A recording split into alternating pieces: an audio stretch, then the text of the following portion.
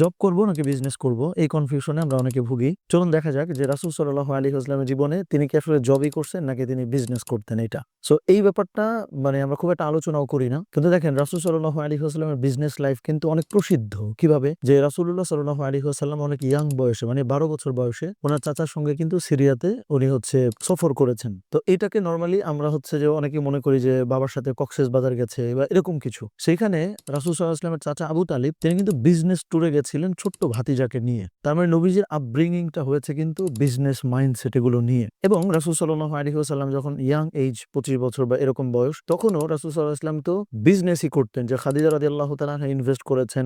এটা কেন বিজনেস আমি বলতেছি, কারণ ব্যাপারটা কিন্তু এরকম ছিল না যে তুমি এটা যাবা এর বিনিময়ে তুমি কোনো স্যালারি পাও, বরং পার্সেন্টেজ যে তুমি আমার হাফ দিবা প্রফিট, তুমি হাফ রাখবা। সো তার মানে রাসূল সাল্লাল্লাহু আলাইহি ওয়াসাল্লামের একদম ছোট বয়স থেকে ২৫ বছর পর্যন্ত বিজনেসের এই ব্যাপারটা কিন্তু প্রচলিত। এর বাইরেও রাসূল সাল্লাল্লাহু আলাইহি ওয়াসাল্লামের দাদা বা দাদার বাবা তারাও কিন্তু বনেদি বংশ বা বিজনেস বা এই যে বনেদি বংশ বলতে কিন্তু এটাই বোঝানো হয় যে পারিবারিক ভাবে বিজনেস ছিল। তো এটা কিন্তু রাসূল সাল্লাল্লাহু আলাইহি ওয়াসাল্লামের বংশ পরম্পরায় পেছন থেকেই ছিল। এর বাইরেও রাসূল সাল্লাল্লাহু আলাইহি ওয়াসাল্লাম যে আবার কেবলমাত্র বিজনেস করছেন ব্যাপারটা তাও না, বরং নবীজি যে ছাগল চড়িয়েছেন টাকার বিনিময়ে বা যে তাকে মজুরি দেওয়া হয়েছে এই বিনিময়ে। তার মানে রাসূল সাল্লাল্লাহু আলাইহি ওয়াসাল্লামের লাইফ যদি আমরা দেখি তাহলে বিজনেসও আছে, জবও আছে। তার মানে ওই যে পপুলার কনফিউশন যে আমি যে জব করব নাকি বিজনেস করব, দুইটাই করতে পারেন প্রেক্ষাপট ভেদে। যেমন এইটা রিসেন্টলি যে আমি একটা লাইন পড়লাম যে জব হইল is a tool to learn, যে জব হইল আপনার শেখার একটা হাতিয়ার বা এটা একটা সিঁড়ি।